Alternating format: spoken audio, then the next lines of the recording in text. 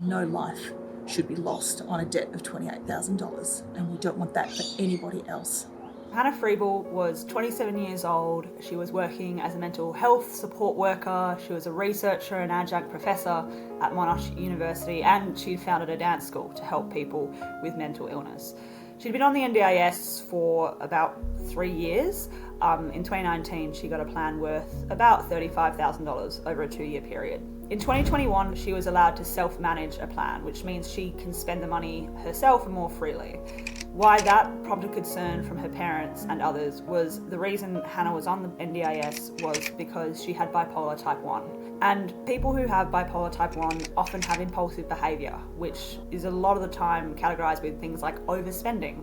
So to allow someone with such a condition to start to manage their own plan when they would have episodes of overspending and impulsive behaviour raised some questions for her parents. She was mentally unwell during some of her spending experiences with bipolar type 1 and mania experiences and grandiosity and excessive spending, and accrued this debt that then she had to repay.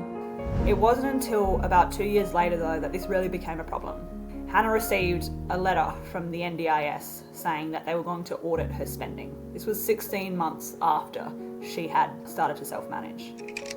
Once they'd audited her spending, they found that she had almost $28,000 in what are called rejected claims, things that she shouldn't have spent her NDIS funding on. These claims were as little as $4 for something like a coffee, or as much as $5,000 for a dog that Hannah hoped to train into a therapy dog to help her in the community. And getting that letter really prompted a downward spiral for Hannah. She was scared, she was overwhelmed, and she felt like a real burden to her family.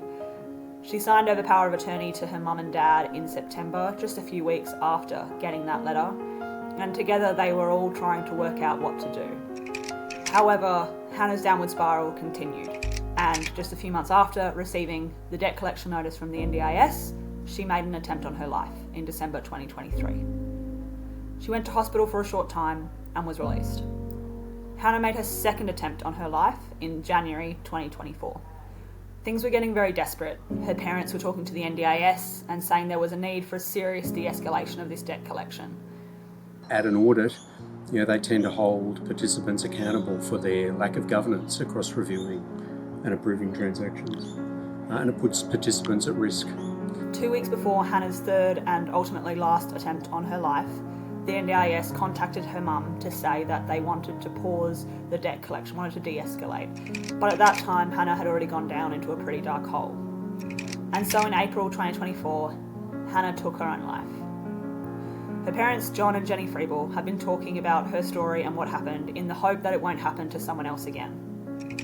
What they want is to make sure that people like their daughter, Hannah, maybe aren't allowed to self-manage their plans in the first place. NDIS needs to be reviewed and improved to help those that are vulnerable. It's a great system, but it needs a lot of improvement. They acknowledge that the agency was trying to do something and that eventually they might have been able to waiver the debt, but Hannah needed something much more urgent to stop her going into such a dark place. Hannah's story is a really good reminder of the things that the NDIS can do better, and with legislation currently before Parliament, there's a lot of changes being considered. Hannah's parents, John and Jenny, hope that the changes will benefit people on the scheme and make sure that what happened to their daughter doesn't ever happen to anyone else.